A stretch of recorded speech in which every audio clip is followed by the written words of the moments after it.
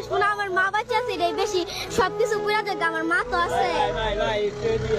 মানুষ থাকলে তো কামাই করতে পারবো, মানুষ না থাকলে কি হইব?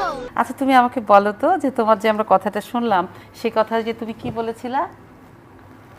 বলছিলাম আমার আম্মু বেঁচে আছে এটাই বেশি, মাল সামানা গেলে মাল সামান আবার আসবে, কিন্তু আমার আম্মু গেলে তার আসবে না। আর একটা বলেছিলা যে বেঁচে থাকলে আবার কাজ করে খাওয়া যায়। আচ্ছা তুমি যখন এই কথাটা বলছিলে তখন তোমার আম্মু কোথায় ছিল?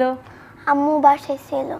তখন তোমাদের বাড়ির ঘরটা, তোমরা যে বস্তিতে থাকতে, ওই যে ওই বনানীর গোডাউন বস্তি, ওটা তো পুড়ে গেল, তখন কি তোমাদের ঘরটা পুড়ে ছাই হয়ে গেছে নাকি তখন আগুন জ্বলছিল?